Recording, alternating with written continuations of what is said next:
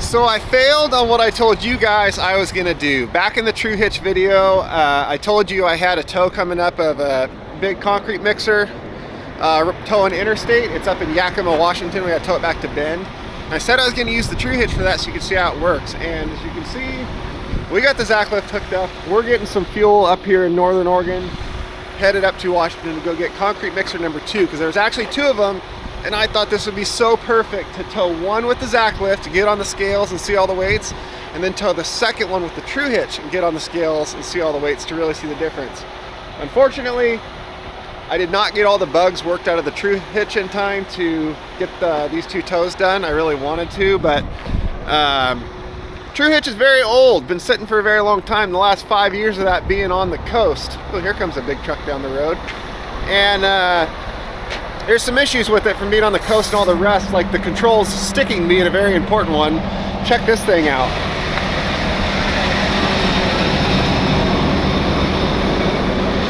That's big. See, if I had to, if that broke down and I had to tow it, Tru Hitch would be the job for that. But with all the corrosion and stuff from sitting on the coast, I thought it was good enough to use, but still needed some updating. But when I was messing with it, I hit the button on the remote and one of the controls went and the lever stuck. And since I was on the remote, you couldn't push the lever back down and the thing kept on moving after I wanted to stop. Well, if that happened hundreds of miles away from home in another state and damaged the truck I was hooking up to, or damaged something on the Tru Hitch, whatever made it where I couldn't tow with it, that'd be a problem. So I left it at home, just didn't have time to get it all done. We're towing both of them with the Zacklift, which towed great actually. I was very happy with how this thing towed them for as big and heavy as these trucks are. So that was no problem at all. But what I will do, we're gonna go get this thing right now. We're gonna tow it all the way back home. I did get on the scales yesterday with the one on this truck, or this setup. This truck does have scales on the drive axle, so when we get home, I will switch to the Tru Hitch and just hook it up in the yard and see the weights on this thing there so we can see what the differences actually are. We're just not gonna do the whole tow with it. And this is the slowest pump I have ever seen. I've been here a very long time and my hands are getting cold. It was 20 degrees this morning, it's 25 now. Winter is on the way. Yeah, I do want to start using that Tru Hitch, but I need to get all the bugs worked out of it first where it's solid 100%, especially if I'm going to be doing long distance, far away from home stuff. Okay, we made it to Biggs Junction. Everything on this side of the river right there, it's the Columbia River. Everything on this side is Oregon. All of that over there is Washington. So there's a couple truck stops here. And we're gonna cross over the bridge that's right over here and then head up the hill on the other side into Washington. So this river here, that way, goes all the way out to the Pacific Ocean, and that way goes all the way into Lewiston, Idaho. Well, it goes farther than that, but actually over there's a barge. You see that big barge out in the middle of the river? They can take the big barges and boats and everything up all the way to Lewiston, Idaho and load them up there and then take them all the way back out to the Pacific. So there's a bunch of big locks and dams up there that raise the boats up and bring them down. And I don't know how far that is that they can go inland, but I believe, I could be totally wrong, I believe that's like the farthest inland marine port. I could be completely not right on that, but it might be. So we are here at the concrete plant, and sitting over here off to the side, that is the truck that we're here to pick up. There was 2 of them sitting there. Grabbed the other one yesterday. Now we got to get this one. The only difference is the other one had a red bumper on it. This one has a chrome bumper, and this one has some fancy little clover leaves. Is that what they called? Clovers on the side. Yeah. So we're gonna get lined up and backed up to it and hook it up. All right, so this is a 2000, I think I parked too close. This is a 2014 Western Star 4900. It's the same model as my truck there, except this is a set forward axle. Mine's a set back axle, so this has the big straight hood on it. Mine's a slope. So we gotta get this thing fired up. We gotta build up some air and then raise up our bridge master on the back. Shoot hazard. Let's go take a look. So I checked out both of these trucks yesterday, so I kind of know what I'm getting into already.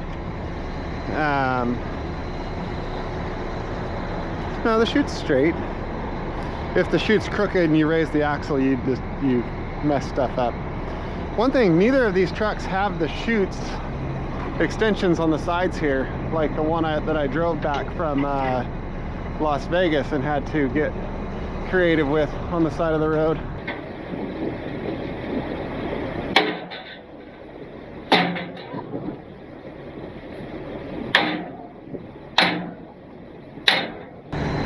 But we'll go ahead and fold up our ladder, let this thing build some air. This is a rubber pad suspension, not an air ride, so we don't have to like build air up. The only problem I found is when you pick up the front, this comes down and the tires get real close in here. And this one I'm seeing has some wiring right here. I don't like that. That tire's gonna rub that wiring. That's not good. What's the other side look like? Nothing on that side. Okay, well, while this thing is warming up and building air, let's see how too close I parked here.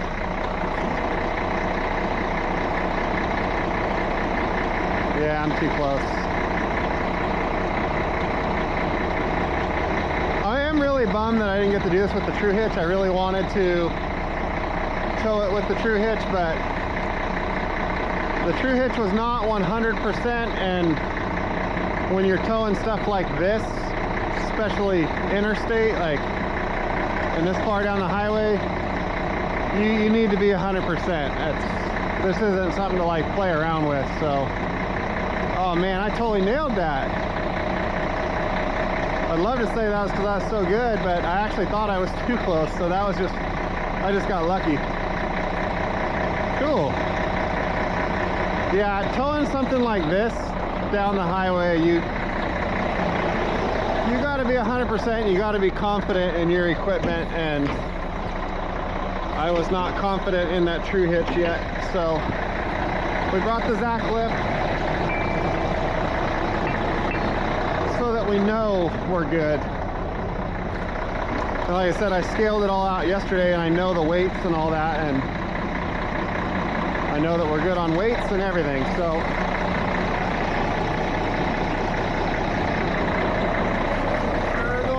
here, it's probably going to get really noisy for you.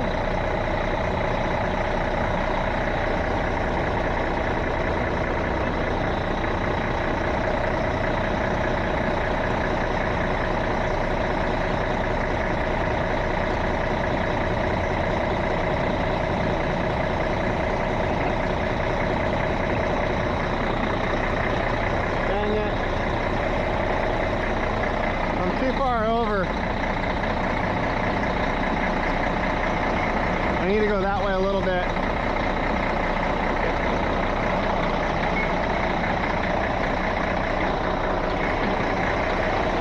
So I'm a little bit crooked. It's okay, I can turn and back up. It would have done it, but the tip of that fork was riding on the edge of that U-bolt, and I didn't want to do that, so I'll just move it over just that little bit. It would have probably been fine, but like I said, especially going long distance, I want it perfect, which is why we have the Zacklift here instead of the Tru Hitch to begin with. So let's make it perfect.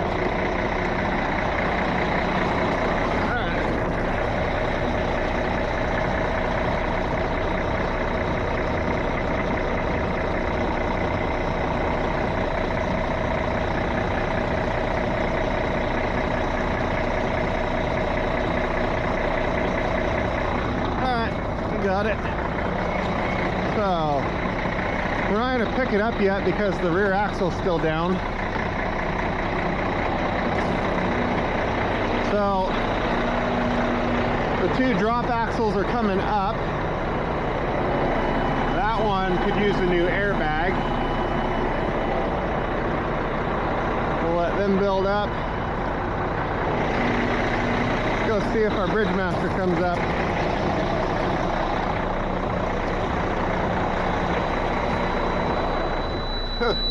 Still low on air. Okay, start.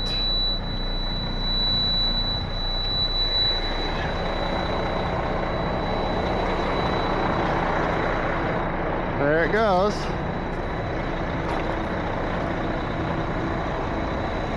And that should go all over. It's beeping because I'm not in it. It gets mad. So that latch here will lock it in place.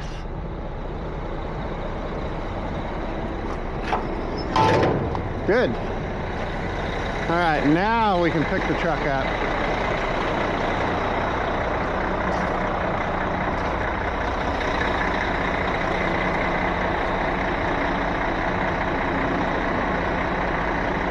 That's a lot of weight that far out, but this thing does it no problem.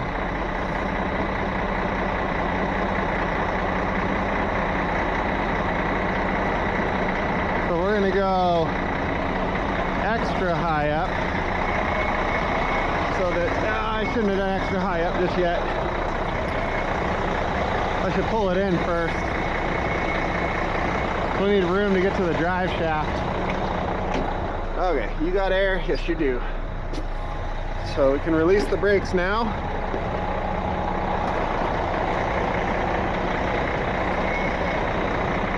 And we can bring it in.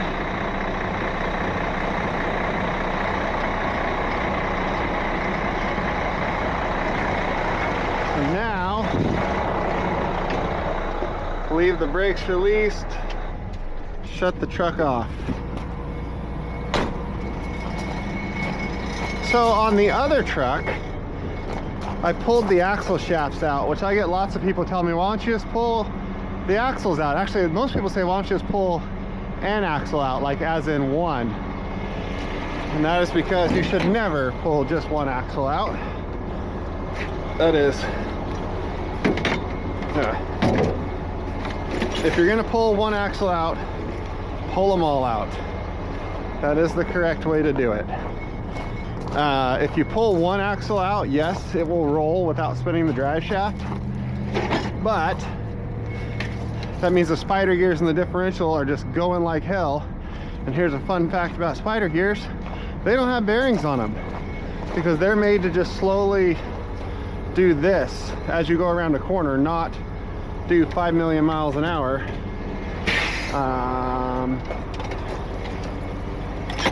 There we go. And then we'll need, yeah, this is all a mess. I went on a really bumpy, this was organized, you can see dividers fell out. I went on a really bumpy dirt road and it threw it all everywhere. So this bothers me, but it is what it is. Are you this or are you this? Yeah, so if you're gonna pull an axle out, you should always pull all the axles out. So yesterday I pulled all 4 axle shafts out because this truck has a press-in U-joints and has this drop axle in the way. So I'm gonna go the other side. So I was like, oh, I'll just pull the axle shafts out. I fought those stupid things. On the rear axle, all but one on each side ended up pulling the whole stud out of the hub. Like the nuts started to come off and then locked up, and then it pulled the studs all the way out. It was a freaking fight to get to. I'm gonna sneak under here without getting under that axle because if it were to come down for any reason, I don't want to be under it. So, oh, it's way bigger than that. I was so wrong. Dang it. These are disc brakes. Check it out. Nice. No wonder it stopped so good. Ooh, those tires are scary though. This one here, lots of cracking in that tire, and this one as well. I don't like that. So when I towed the one yesterday, I thought it had some really good brakes and stopped great. These are old tires. I was super impressed with the amount of braking power I had. But I didn't crawl underneath the underside of that one because I didn't pull the axle shafts out. So disc brakes would be why. So let's put all these back. and grab the one I didn't grab. So I timed it yesterday. I'll put a clip right here because I filmed taking one out completely in the process, and then I timed doing the whole thing. It took me 32 minutes to pull all 4 axle shafts out and get the axles put away and secured, and then the hubs capped, and like basically the process of removing the axles. 32 minutes.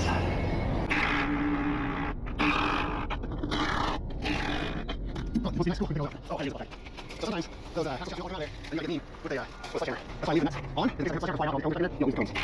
So this is a nut and cone washers. That's what centers all this in there. And the cones like to get stuck. And it will. Let's see how many drop of oil will do this. Let's do this. That's what I have. That's not oil. That's all I have. There's what's up here. Maybe I don't. I went shopping at Harbor Freight while I was up here on my 30-minute break. I guess that's what we got. Oh, right over here. Oh, let's I guess.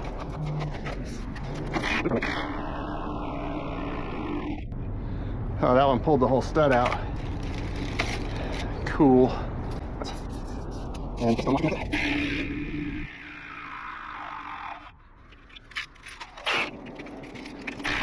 I'm not going to use this. So it's there. I'll watch it back.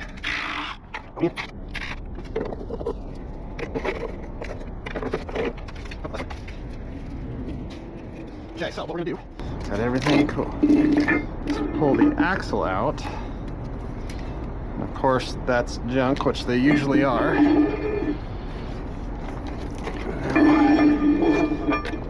This is the drive axle of the truck. We're gonna take it up here and put it in this, in this garbage bag.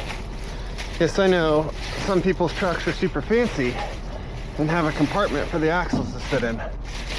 But I do not, so I'm gonna put them here and I'm gonna ratchet strap them all back to this. So now, we get this out of there. That there. We are going to take one of our gaskets that are stuck together.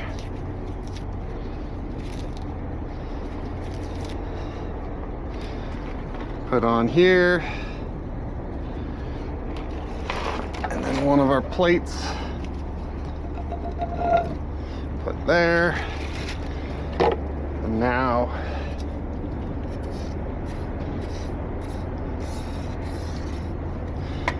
we'll put the nuts back on. Do the cones go back in? They might. Oh yeah, let's put the cones on too. All right, put it all back together. I've never used the axle caps before.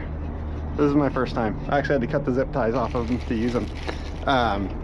Normally, I just like old schooled it and like taped over or put a Dixie cup in there and taped it to it, but turned a new leaf.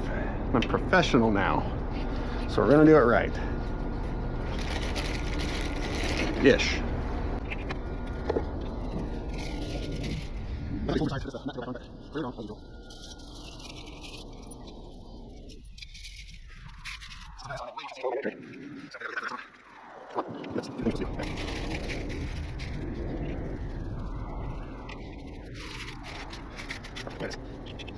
So when everybody asks why I don't just pull the axles when I've got a stubborn drive shaft like that one right there, it's way easier. No, it's not, actually. It's way harder.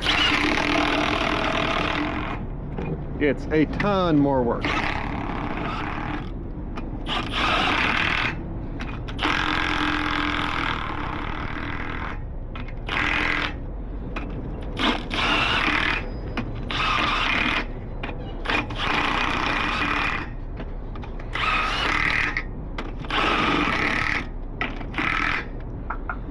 See? Way more work. That's why we don't do that. I gotta do that 4 more times. So I'm gonna do that and then we'll get back to you guys. No, that was not good. This will not take me 32 minutes to fight this pressed-in drive shaft. Even though it's a press-in drive shaft that everybody hates.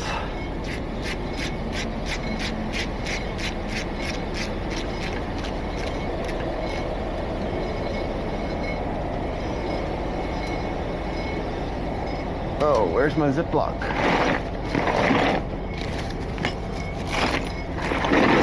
And my tiger tool. I left that up there too. That was dumb. So this is where I never said I was good at this, because I grabbed my driveline bag that has all of the stuff that I don't need to take out a pressed-in drive shaft, and I did not grab all the stuff I do need to take out a pressed-in drive shaft. And I knew that this truck had a pressed-in drive shaft in it because I looked at it yesterday. So that wasn't smart. Okay, we are free. And then I'm gonna move with it so that I don't end up underneath the drop axle. Because I don't know if this thing bleeds off its air, if that'll come down or what. Some trucks, when you set the parking brake or you shut them off, the drop axles automatically go down.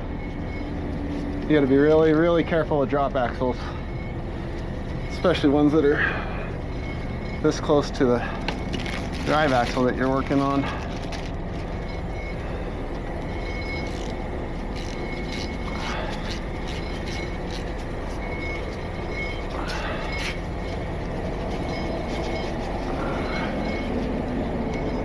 Okay, now I gotta go get the stuff that I need that I left in the truck.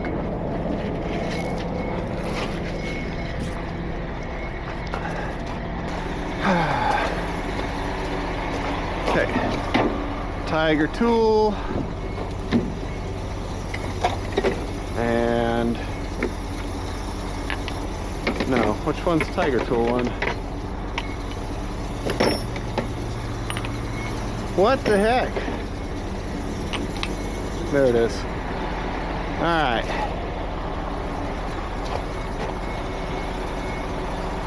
Should be good. Hopefully.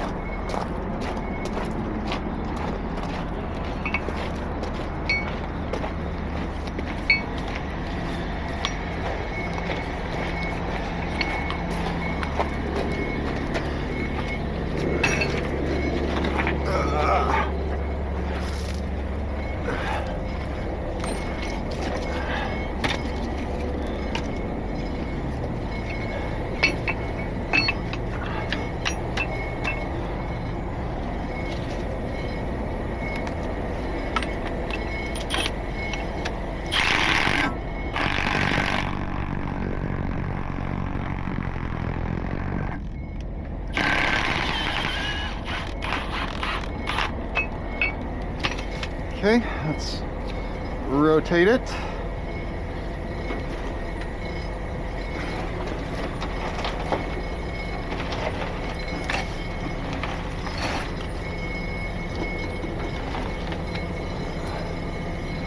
Ew, yucky. There's one cap. Come on, go in your home. And now,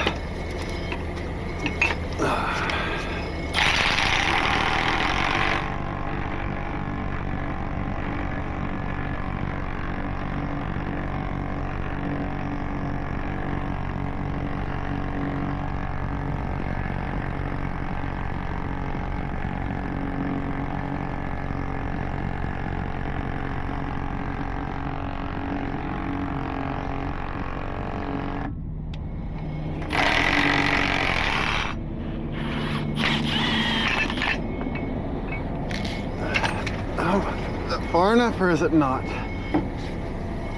It's not.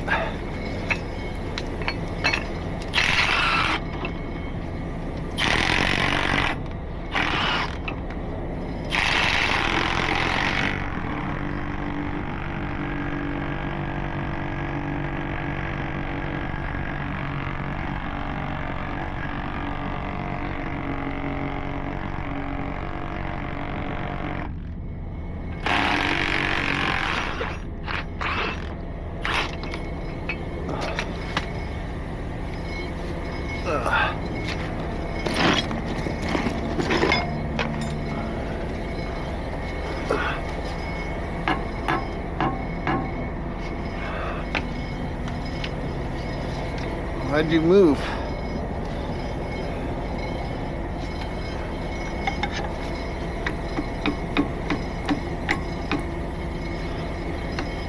Go back in your home. There we go. Okay.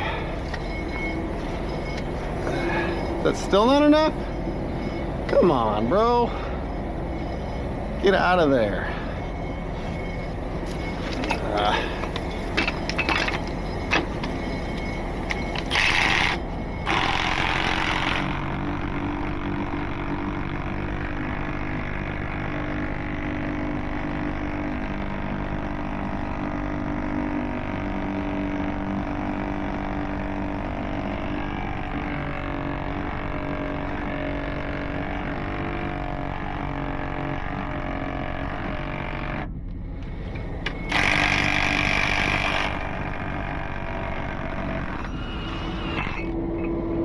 There we go. All right. So, got this to sit on right now. Where's my ratchet straps? I don't have any ratchet straps in here.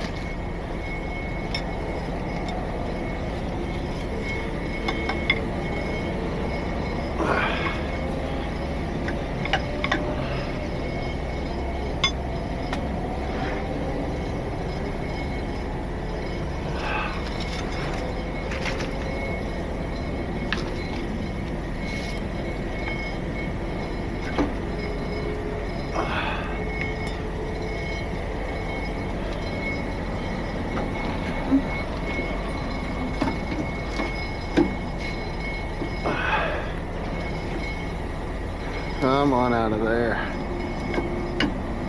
Ow. There we go. Yep, give me that. Okay. Both caps. Zip it up. Put it in there. Now. Come on out of there.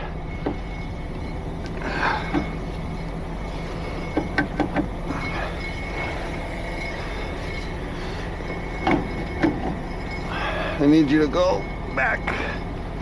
So this is normally where I have my ratchet strap and I put in here and I pull it forward. And apparently my ratchet strap that goes in this bag is not in this bag. And the easiest thing to do right now would probably just be to go. Whew, got it. Never mind. Oops, don't lose that.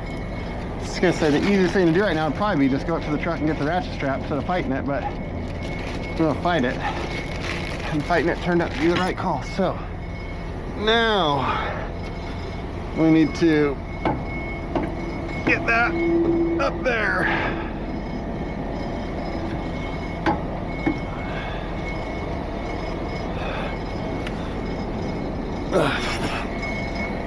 So I don't want it sitting on the axles.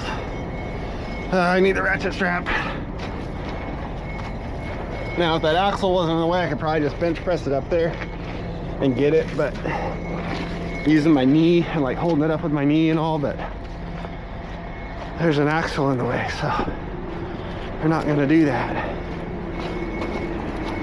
So, we're just gonna come up here, be responsible, get a ratchet strap, and do this the way that we should do it.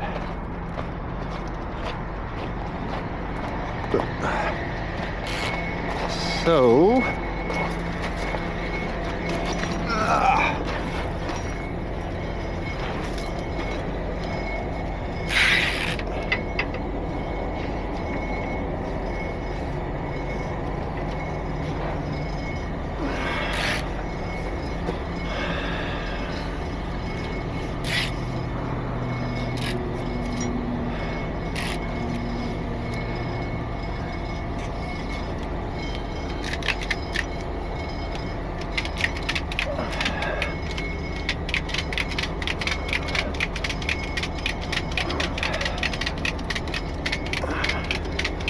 the ratchet strap isn't what's going to hold it going down the road. It's what's going to hold it while I get it tied up to what's going to hold it going down the road. So that I'm not trying to do 10 things at once with 2 hands.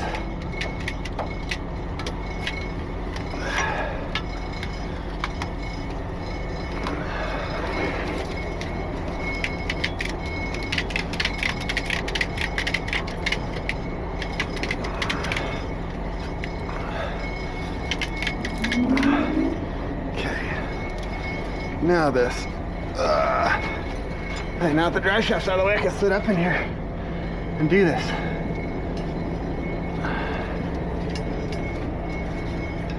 So this truck has a heavy duty drive shaft in it, which is why it's got the press ends, which means the drive shaft itself is much heavier than a standard one, which means we might put 2 of these on here.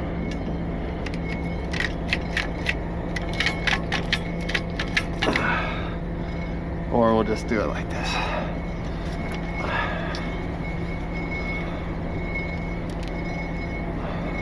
Nah, we'll just leave the drive shaft, or sorry, the ratchet strap, and do both of these.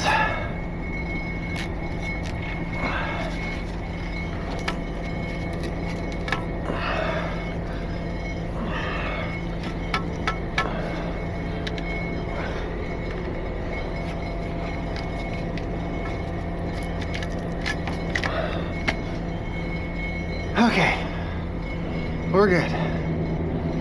Just do this. Okay.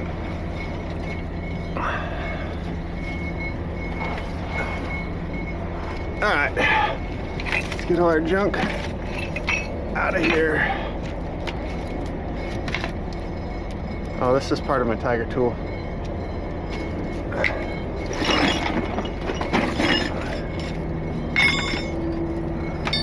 Off we go. I don't know how long that took just yet, but sure as hell wasn't 32 minutes.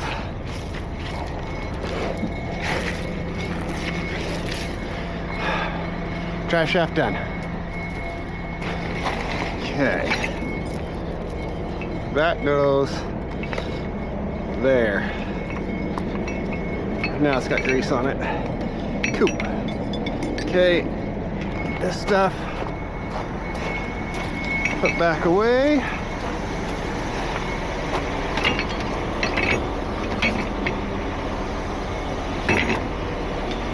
This goes here. This goes in this mess. This goes back in the driveline bag, which is here.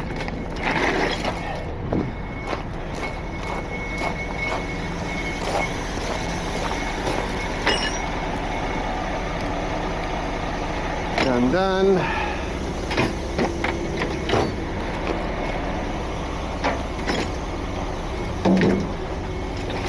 That goes there. No.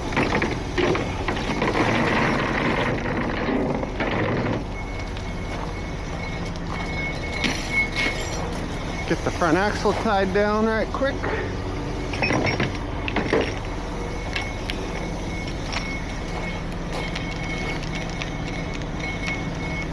Once we do this, we'll plumb some air to it.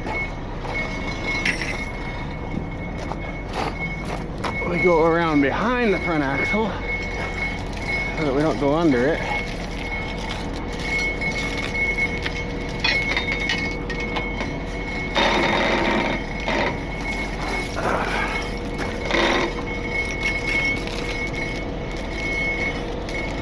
Hooked up here.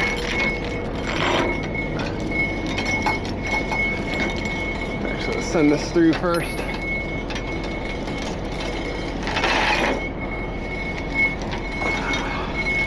There's that one.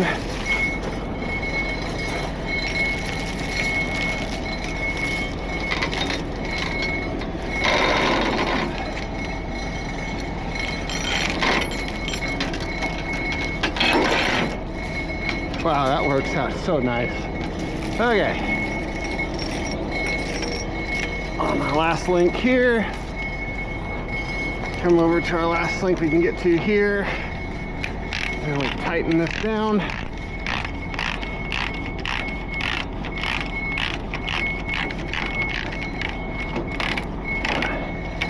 And due to this nice radius here, it just pulls them right into themselves.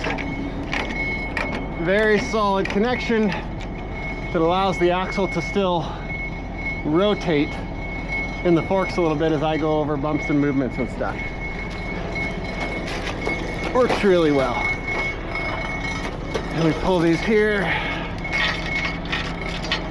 throw them up there, and if you have the end caps in, you can just drape them in the end caps just the same.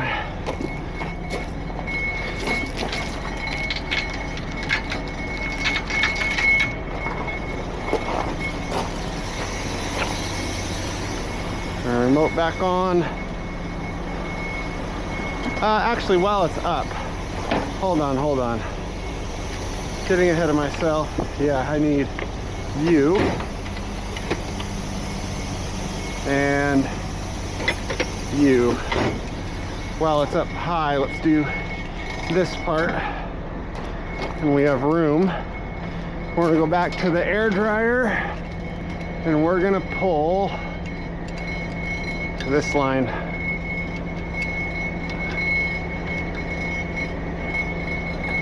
Off the air dryer. This is the feed line.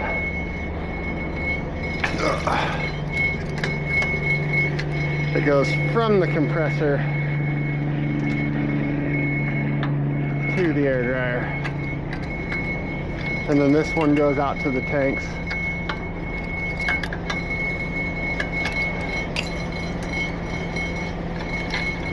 Get you out of the way. Plop you in.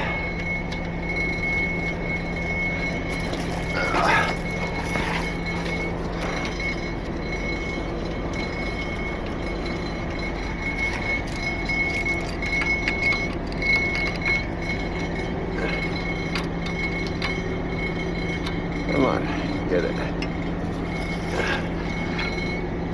And then point it out the side. Good. Now we can bring it down.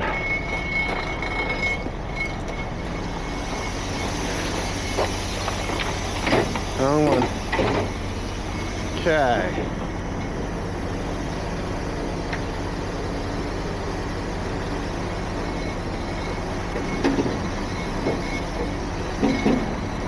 Brakes are locked up on the truck. It must have leaked out air. But good thing we just hooked our air up, so. Okay, hat cam just died, so I just switched it to the chest cam, which some of you like better. But it's more of a pain kind of for me wearing this thing on my neck and twisting around under stuff and all, but right back to where we were. We hook up air. Now if we go inside and turn the key on, we'll see it building air. Yep, there it goes. So, get out here while it's beeping. That's feeding the air dryer. The line we took off comes from the compressor of the engine to the air dryer. So we just basically replaced the compressor from the engine with our own air hose. And then it goes through the air dryer and airs the system just like as if the truck was running. So, can't hook the safety chains up yet because we need to pull it in first. So we will grab a battery. I've been moving some things around on the truck, kind of trying to get an idea of what I like better. The light bar's over here. When I get to where I know I like it better, I'll build an actual mount for it. Don't quite know what I like yet. So, while that airs up, we'll come back here, hook our light bar there. Grab our lower ones, come down.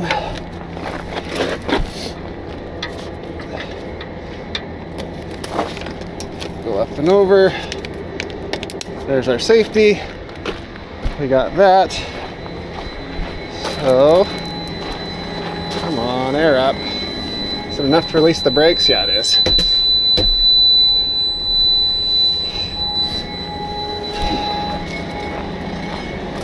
So, we're not done in there yet.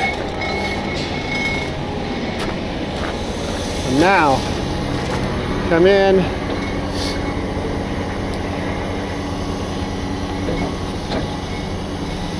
That's enough to tow right there. We're trying to tow it low so that those tires don't rub the fenders, but you don't want to tow it too low where it hits the ground.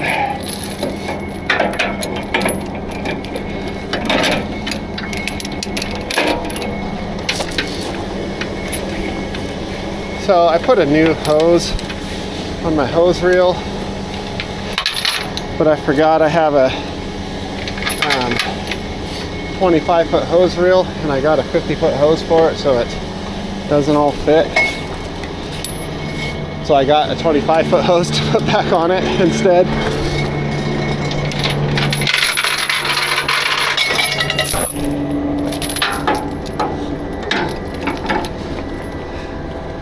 Come here.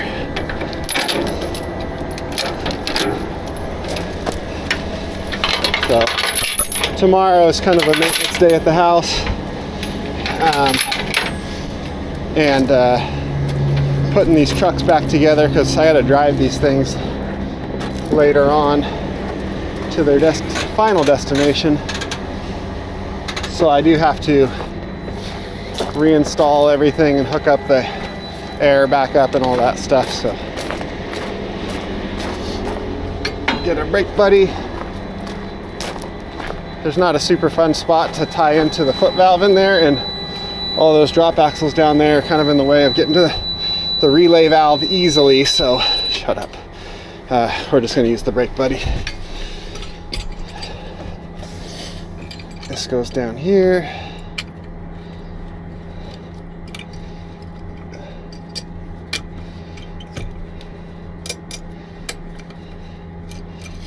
So I should probably explain why we're towing these mixers all the way to Oregon.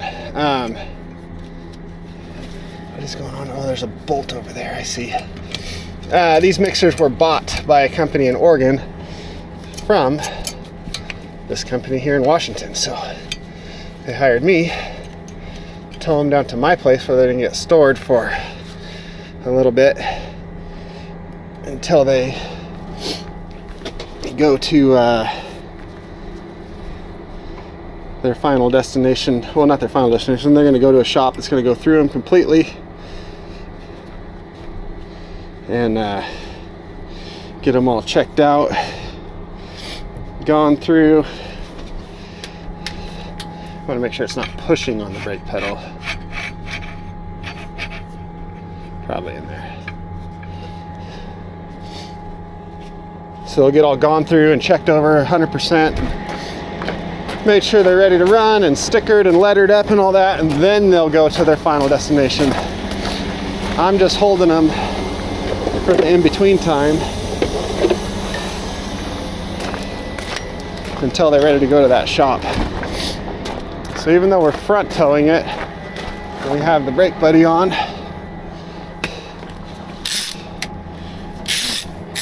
We do want to tie the steering wheel so it doesn't move. How's it going? You made it okay, Casey. Yeah, I made it on the first one. No problem. Yeah, I pulled the axles out, but they fought me so bad I wasn't going to do it on this one. So I pulled the drive shaft on this one. Oh, okay. You have a good one. Okay, we aired up now. Sorry, I cut you off there. I was talking to the mechanic for a little bit. Look at that, both tanks nice and full. Brakes released. Oh, I should have left the key on so I can roll the window down and hook up my brake hose.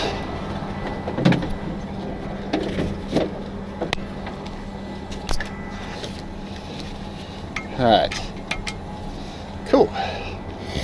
So now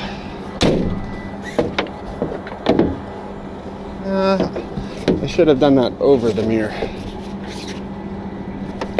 That's what I should have done. So that's what we're doing. Now I can turn this off. Okay. All right, we are hooked up. So We're aired up, drive shafts pulled tied up, light bars on the back. This is kind of sitting on a hump right here, so we pull forward, those axles will level out a little. We'll run our air hoses up, run this over. That's actually pretty freaking good on both of those. And then what I'll do, this isn't where this is supposed to go, but yesterday this is where I put it because it was in my hand and I needed to set it down. So we take this and we go right here and we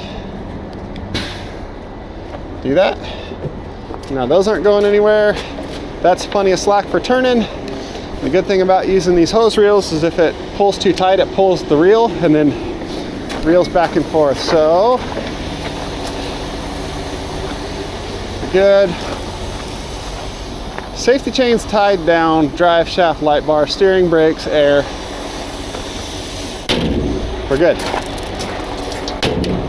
Like I said, the last one took me 32 minutes just to do the axle shafts. I don't know what this whole thing took, but we'll see in the video what it took. Yep, we are good. So we're gonna head back to Oregon, and then it'll be in this same video, but it'll be tomorrow morning for me. I'm gonna hook this thing up to the Tru Hitch and weigh, because I know what my steer axle weighs. I'll know what my drives weigh based on the scales on this truck, and we'll see. I'll be able to do the math and know what the weight transfer to the back axles with the Tru Hitch, and we'll see exactly what all the axle weights are on the Tru Hitch and compare them to what they were here with the Zacklift.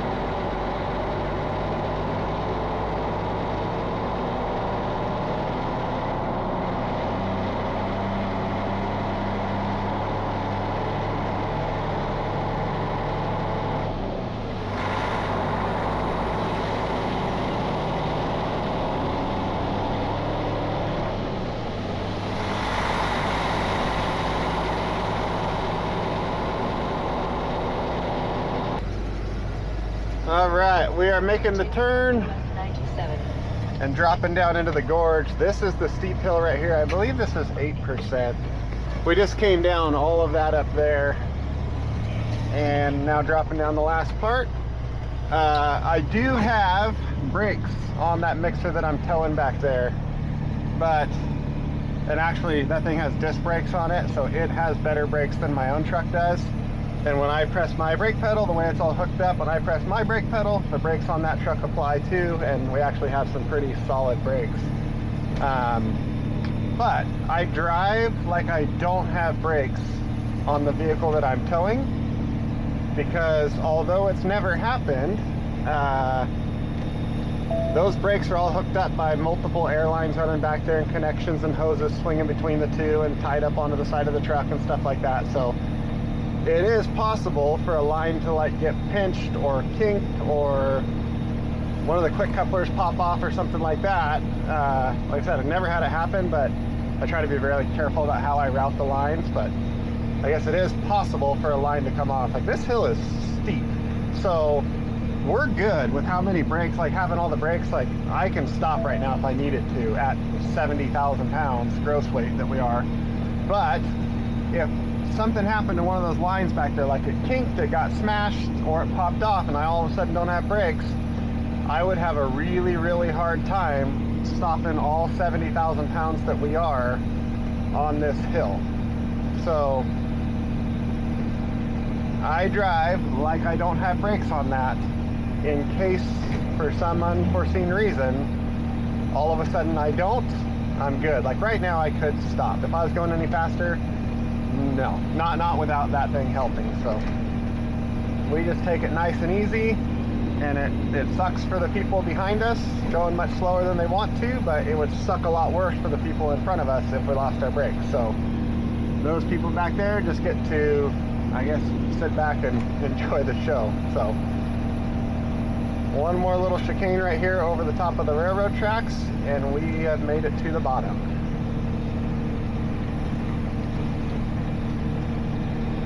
Oh, there's a train too. Well, that'd have been cool if the train was going under us while we went over it and all that, but missed it by that much. I should have been going just a little slower and we'd have got it. Trains are cool.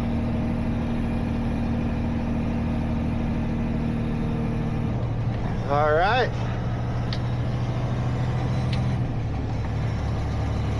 We made it to the bottom. We're gonna go around this corner here and get back on the bridge that goes over the river. And we're back in Oregon. Okay, so we're back in Grass Valley at the same fuel station we started this video at, and I am mad at my truck right now because climbing the hill up out of the canyon about, I don't know, 5-10 miles back, it gave me check engine light. Well, 2 check engine lights. And I had one freaking goal for today, and that was to make it back home in time for my daughter's horse riding lessons, which I was just barely gonna be able to do until all of this stuff popped up. So I pulled in here, back in the fuel station, got my scan tool out. I carry a scan tool for the trucks, and there's 5 codes all related to the after treatment system down there. The motor, powertrain, no codes, all after treatment. 2 are for poor quality DEF fluid, and 3 are for SCR NOx conversion efficiency. 1 very low efficiency, 1 low whatever.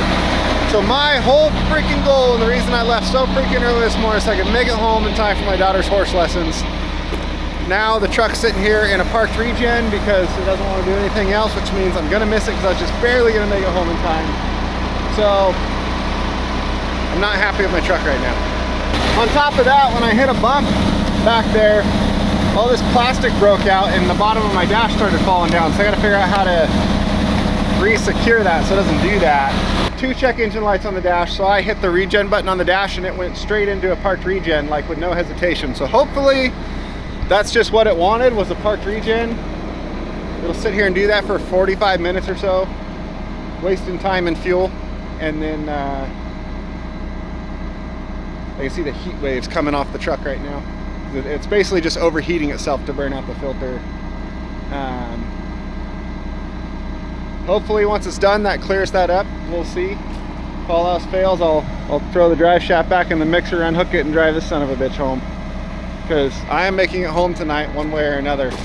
I will leave this truck on the side of the road and drive this one home to make it home tonight. Okay, this thing just went through an 1 hour and 5 minute long regen. I freaking timed it.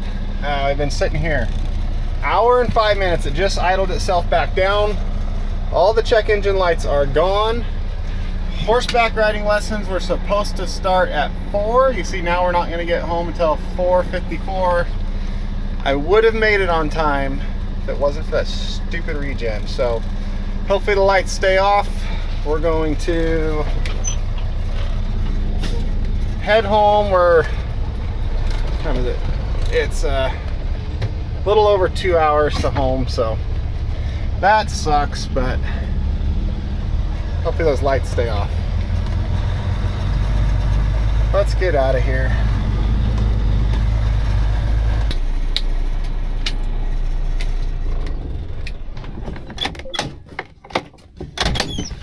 Ray! Come here, give me a hug. You gonna drive it? Yeah. Where are you going? To South Carolina. South Carolina? What are you gonna do there?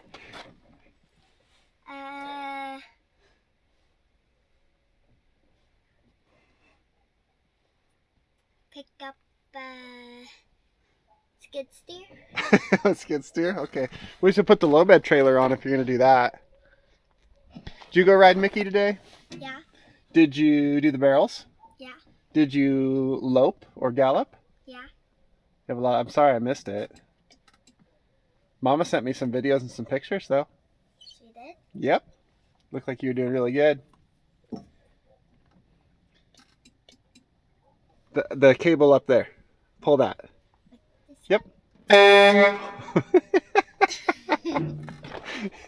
So it is the next day and I am a total mess.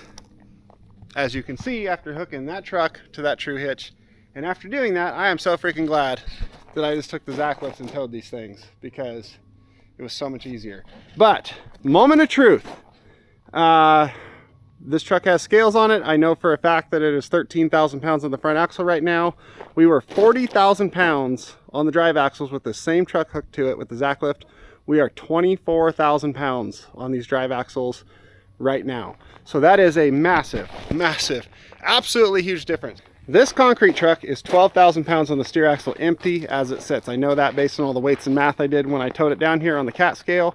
So 12,000 pounds of steer axle weight, which is a fully loaded tractor trailer, puts me at 40,000 pounds on the drives with the Zacklift hooked up, which is completely fine because all of my permits in all of the states I need to run in with this truck are over 40,000 pounds on the drive. So a fully loaded truck that's 12,000 pounds on the front axle, I'm good. Now, if I'm getting something that's much heavier, like when this truck is loaded and it is 20,000 pounds on the front axle, or like drill rig trucks or garbage trucks, all that stuff, I could use the Tru Hitch and I'm going to be way underweight. You see the drastic difference between 40,000 pounds and 24,000 pounds.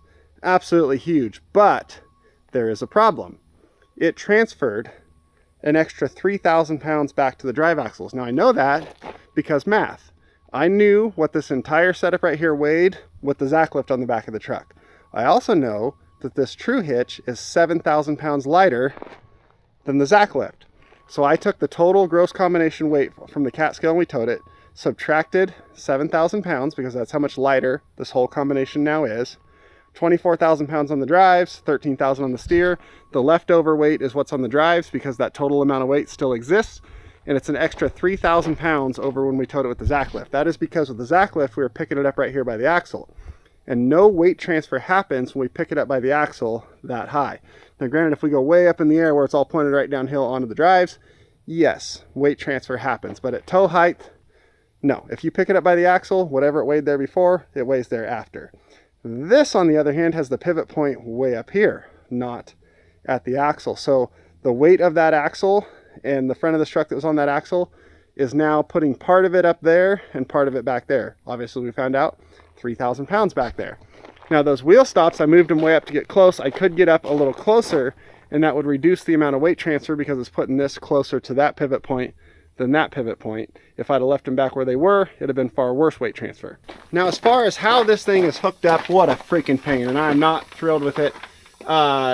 I kind of thought with all these drop axles on here and all their airbags and bracketry, and then this body on the top that curves over so you can't even go to the top of the frame, and it just comes up to this pedestal so you can't even get through here with anything. I knew this would be a pain to hook up, and it is. I'm actually hooked up 2 different ways on each side, which I hate doing, but as you can see underneath this truck, there is a lot of stuff going on in the way of getting up there to that frame. Now on this side, there's hydraulic lines and stuff running down the inside of this frame rail, so I couldn't grab it with the frame clamp. So I had to go up there all the way up to the cross member and hook onto the cross member. And this space right here is the space I had to get up there and do that. And for scale, here is my hand in that space, and I had to get all the way up above into that cross member. On the other side, you can see right there, the frame was wide open where I could get to it with the frame clamp. But the cross member on that side over there has a big piece bolted to it and some hoses where I wasn't able to wrap the cross member. So I couldn't do it symmetrical side to side, which I hate doing. I had to go in between these 2 axles, which remember, they were a lot lower to the ground when that was set on the ground to go in there and hook up, and then the ends of the legs were up in here. So I had like no room to work and it sucked. Whereas with the Zacklift, I was able to just reach under, fork the axle, and we were done. So that made it way simpler. But what if I told you there was another way to legally scale this truck with 12,000 pounds on the front axle without being overweight on your drives and be able to run interstate or all over the place without needing any permits? And that way is a Zacklift. I know what you're thinking. We was towed with the Zacklift, we're overweight, what the hell are you talking about? Well, that is because you guys on this channel have only ever seen me run the Genesis, which is the newest model of Zacklift. Zacklift has been around forever, and forever their main staple product has been the Zacklift 353 fifth wheeler, which is essentially this exact same underreach that's on my Genesis unit here. So this is a very well proven underreach. It's been around for 40 something years. Very, very well proven. But the 353 fifth wheeler is basically this exact underreach with just enough stuff to come up and hook into the fifth wheel and grab the frame of the truck. It doesn't go way up long like that. It's all right back here. It has none of all of this and all of that and that extending boom and all the things. It just doesn't have them. It is a straight up lightweight tow unit, and it is, if I remember correctly from what I looked up, it is 9,000 pounds lighter than my Genesis unit here. Now, if we go back to our drive axles here with this cement mixer hooked up, which is 12,000 pounds on the front axle empty, and put me at 40,000 pounds on the drives, if we subtracted 9,000 pounds of weight from right on top of my drives, I would have been 31,000 pounds right here, and the legal limit is 34. So I could have actually scaled this whole setup legally and gone across all the states anywhere I wanted with no permits, no problem at all at 31,000 pounds here. Easy. But you still have to have a long enough wheelbase truck to keep your front axle weight while you're towing, because it still acts just like an underreach where it makes the truck a teeter-totter.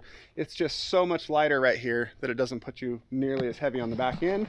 And that'd get you up to, if I would have been 31,000 pounds with 12,000 pounds on the hook, I could probably go up to 14,000 pounds before I got over my legal weights here. And then as a bonus, I would be 7,000 pounds lighter going up and down all those hills. Now that would be great if my main business and my goal was to tow cross-country, interstate, or even within state and not want to deal with permits, and tow normal tractor trailers, do tractor swaps and all those type of things, or empty stuff like this where you're no more than around 12,000 pounds on the front axle, which a normal standard tractor trailer fully loaded is 12,000 pounds on the front axle. This truck here, that's its weight empty. Just like that truck is just over 12,000 on the front axle empty. This truck without the Zacklift on the back is 13,000 on the front axle empty. Most trucks loaded maximum weight is 12 on the front axle. These are just a bunch of super heavy duty trucks. But if your business is towing super heavy front-ended stuff like this thing, or that when it's loaded, drill rig trucks, garbage trucks, stuff like that, and you want to be legal on your drive axles, nothing is going to beat the Tru Hitch. It's just how it is. See the weight difference with the same truck hooked up. I went from 40,000 pounds to 24,000 pounds on the drive.